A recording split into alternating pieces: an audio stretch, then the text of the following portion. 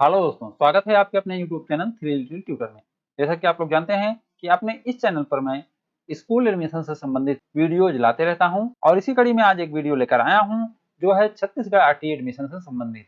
क्योंकि छत्तीसगढ़ में आरटी के फॉर्म 1 मार्च से भरे जा रहे थे, लेकिन कुछ टेक्निकल फॉल्ट के कारण, कुछ टेक्निकल सुधार होने के कारण फॉर्म भरना बंद हो गए थे। क्योंकि वेबसाइट पर कुछ सुधार होना था, इसलिए फॉर्म भरना बंद हो गए थे, लेकिन अब फिर से फॉर्म भरना चालू हो गए हैं। तो इस वीडियो में हम देखेंगे कि अब फॉर्म कैसे भरे जाएंगे, क्या संशोधन हुए थे, पिछले फॉर्म जो भरे गए थे उनका क्या होगा, क्या उनको फिर से फॉर्म भरना पड़ेगा कि नहीं भरना पड़ेगा। इस सारी जानकारी जानने के लिए हम चलेंगे छत्तीसगढ़ आरटी की ऑफिशियल वेबसाइट पर और देखेंगे कि वहां क्या नया अपडेट आया है, क्या संशोधन उन्होंने किया है।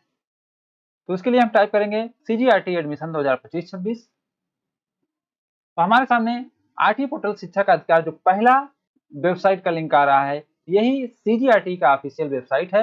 हम इसी पे चलेंगे। तो आप यहाँ देख सकते हैं अभी तक 12,500 फॉर्म भरे जा चुके हैं और जहां तक मुझे जानकारी है इस फॉर्म में पुराने फॉर्म भी शामिल है, लेकिन जो पुराने लोग हैं उनको नया फॉर्म भरना पड़ेगा क्योंकि नए फॉर्म में बहुत सारा अपडेट आया है। तो चलिए हम देखते हैं कि आपको नया फॉर्म कैसे भरना है, क्या अपडेट आया है, क्या नई जानकारी आपको डालनी है। तो उसके लिए हम नीचे चलेंगे, जहां से पहले फॉर्म भरे थे छात्र पंजीयन या आवेदन संशोधन या प्रिंट का ऑप्शन जो है इसमें चलेंगे। तो जैसे आप जानते हैं यहाँ 4 ऑप्शन मिलते हैं। नया आवेदन भरें, आरटी आवेदन में संशोधन करें, आरटी आवेदन की स्थिति देखें और भरे हुए आवेदन का प्रिंट करें। तो अगर आप आरटी आवेदन की स्थिति देखें में जाकर आप अपने पुराने आवेदन को देखेंगे तो वो आवेदन दिखा रहा है, लेकिन अगर उसी आवेदन को प्रिंट करना चाहेंगे तो प्रिंट नहीं करने दे रहा है। इसका मतलब क्या है कि आपको नया आवेदन भरना पड़ेगा। इस संबंध में मैं ऑफिशियल टच में हूं, जैसे ही कोई पक्की जानकारी आएगी इसमें और अपडेट लेकर आऊंगा और आपको कंफर्म करूंगा कि आपको फॉर्म भरने हैं कि नहीं भरने हैं। अभी तक जो मुझे जानकारी मिली है उसके अनुसार आपको फॉर्म भरना पड़ सकता है।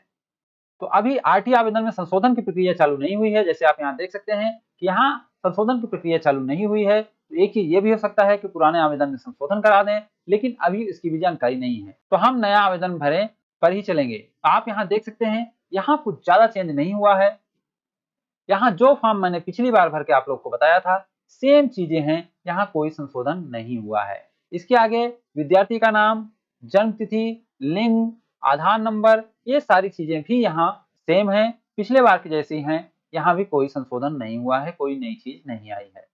इसी तरीके से नीचे चलेंगे तो नीचे भी आप देख पाएंगे कि यहाँ भी कोई चेंजेज नहीं हुआ है। जो माता पिता की जानकारी थी उसमें भी कोई चेंज नहीं आया है, पूरी जानकारी सेम टू सेम है। तो आपको पिछले फॉर्म के जैसे ही पूरी जानकारी भरनी है। फिर आगे भी आप देखेंगे तो जो आपका जो छात्र का पता भरना था वह भी सेम है, उसमें भी कोई चेंज नहीं आया है। अब जो चेंज आया है उसको हम देख लेते हैं कि चेंज क्या आया है। तो नीचे जाएंगे तो आपको स्कूल चुनने का ऑप्शन मिलेगा। तो स्कूल चुनने में भी कोई चेंज नहीं है। जैसे ही आप अपना वार्ड नंबर डालेंगे स्कूल आएगा, स्कूल में आपको वरीयता क्रम चुनना है, उसके बाद चुने गए स्कूलों की सूची को, उसके बाद सेव सेलेक्टेड स्कूल को कर देंगे तो चुने गए स्कूलों की सूची आ जाएगी। एक चीज ध्यान रखेंगे, जब भी आप स्कूल चुनते रहेंगे उसी समय आपको नोडल अधिकारी का नाम और मोबाइल नंबर नोट कर लेना है, क्योंकि बाद में वो शो नहीं होगा, क्योंकि उन्हीं से बात करके आपको फॉर्म ले जाकर उनके पास जमा करना है।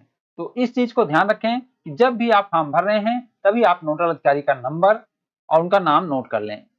अब जो अगला स्टेप था वह भी सेम है, जो था दस्तावेज की जानकारी, यानी बच्चा किस आधार पर आरटी के लिए एलिजिबल है। इसमें आप जानते हैं यहाँ दुर्बल वर्ग, यहाँ असुविधाग्रस्त वर्ग और उनके बारे में पूरी जानकारी भरना था।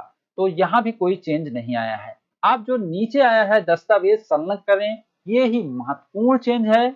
उसके पहले एक चेंज और मुझे दिखा है, मैं उसे बता देना चाहता हूँ। जैसे ही आप यहाँ दुर्बल वर्ग चुनेंगे, जैसे आप यहाँ दुर्बल वर्ग चुनते हैं वैसे ही आपको यहाँ दुर्बल वर्ग में किस वर्ग में आते हैं वो चुनने का ऑप्शन आता है। तो यहाँ आप देख सकते हैं एक नया चीज आया है, ईडब्ल्यूएस सर्टिफिकेट। तो अब ईडब्ल्यूएस सर्टिफिकेट वाले भी योग्य हो गए हैं। जिसके पास ईडब्ल्यूएस सर्टिफिकेट होगा वह भी छत्तीसगढ़ में आरटी का फॉर्म डाल पाएगा। तो ये बहुत ही इंपॉर्टेंट और नई जानकारी है, इसलिए इसे आप ध्यान से देखें। और अगर आपके पास ईडब्ल्यूएस सर्टिफिकेट नहीं है तो उसे अभी बनवा सकते हैं, अभी समय है फॉर्म भरने के लिए। इसलिए आप ईडब्ल्यूएस सर्टिफिकेट बनाकर आरटी कोटे का लाभ ले सकते हैं। खास करके ऐसे जनरल कैंडिडेट जिनके पास और कोई साधन नहीं है वो ईडब्ल्यूएस सर्टिफिकेट बना सकते हैं, क्योंकि ईडब्ल्यूएस का जो क्राइटेरिया है वो लगभग 8 लाख से ऊपर का है, तो ज्यादातर परिवार इसमें आ जाएंगे और वो ईडब्ल्यूएस का सर्टिफिकेट बना सकते हैं। ईडब्ल्यूएस का सर्टिफिकेट आपके तहसील से बन जाता है, आप वहां से बनवा सकते हैं और आरटी कोटे का लाभ ले सकते हैं। उसके बाद जो महत्वपूर्ण चेंज आया था, जिसके लिए वेबसाइट बंद की गई थी, वो ये था कि दस्तावेज संलग्न करें। पहले जो होता था, बच्चे की फोटो नहीं लगती थी, उसका कोई डॉक्यूमेंट अपलोड नहीं करना पड़ता था, लेकिन इस बार बड़ा चेंज लेकर आए हैं। पूरे के पूरे डॉक्यूमेंट मांगे जा रहे हैं। बच्चे की फोटो चाहिए होती है, योग्यता का दस्तावेज होना चाहिए, जन्म का सत्यापन होना चाहिए, पता का सत्यापन होना चाहिए, पहचान का सत्यापन होना चाहिए, यानी 5 टाइप के डॉक्यूमेंट आपको अपलोड करने हैं। और इसमें भी आप एक चीज ध्यान रखेंगे कि डॉक्यूमेंट के फॉर्मेट क्या होने चाहिए। जैसे कि इसमें बताया गया है कि बच्चे का फोटो जो हो वो पासपोर्ट साइज का हो। रंगीन इसमें नहीं लिखा हुआ है, लेकिन आजकल रंगीन फोटो ही चलता है, तो आप रंगीन फोटो यहाँ डाल सकते हैं। और वह 500 केबी से अधिक का नहीं होना चाहिए। साथ ही साथ ये जेपीजी फॉर्मेट में होना चाहिए, क्योंकि मैं यहाँ अपलोड करके देख रहा था, यहाँ केवल और केवल जेपीजी या जेपीजी फॉर्मेट ही लेता है, यानी जो फोटो फॉर्मेट है उसी को लेता है। इसी के साथ जैसे योग्यता दस्तावेज, तो योग्यता दस्तावेज क्या है, जिसके आधार पर आप फॉर्म डाल पा रहे हैं, यानी आपके पास ईडब्ल्यूएस है क्या, सर्वे सूची है क्या, या अंत्योदय का कार्ड है क्या, या आप SC ST OBC में आते हैं तो आपके पास कास्ट सर्टिफिकेट है क्या। तो यहाँ पर उसी डॉक्यूमेंट को डालना है, यानी जिस डॉक्यूमेंट के आधार पर आप आरटी के लिए एलिजिबल हो रहे हैं उसी को यहाँ डालना है। इसीलिए इसे योग्यता दस्तावेज कहा जा रहा है। योग्यता दस्तावेज जन्म सत्यापन, पता सत्यापन, पहचान सत्यापन, इन सभी में पीडीएफ फॉर्म ही लेगा, पीडीएफ के रूप में ही दस्तावेज अपलोड होगा, जेपीईजी या फोटो फॉर्मेट में नहीं लेगा। उसके बाद है जन्म का सत्यापन के लिए, यानी बर्थ सर्टिफिकेट, वो किसी भी टाइप का बर्थ सर्टिफिकेट हो सकता है, जैसे आपका ओरिजिनल वाला बर्थ सर्टिफिकेट हो सकता है, या माता पिता द्वारा बनाया बर्थ सर्टिफिकेट हो सकता है। जो भी बर्थ सर्टिफिकेट आपके पास है उसका पीडीएफ फॉर्मेट में यहाँ अपलोड करना होगा। इसी तरीके से पता सत्यापन, यानी जिस डॉक्यूमेंट के आधार पर आपके पते का सत्यापन हो रहा है, यानी जिसमें आपका एड्रेस लिखा हुआ है, उसको यहाँ अपलोड करना है। फिर पहचान सत्यापन, यानी जिसमें आपकी फोटो लगी हुई है और नाम लिखा हुआ है, जिससे आपकी पहचान हो रही है, उसका भी पीडीएफ फॉर्मेट यहाँ अपलोड करना होगा। यहाँ ध्यान देंगे कि जो पता सत्यापन है वह अभिभावक का होगा, जो पहचान सत्यापन है वह भी अभिभावक का होगा, जन्म जो है वह विद्यार्थी का होगा।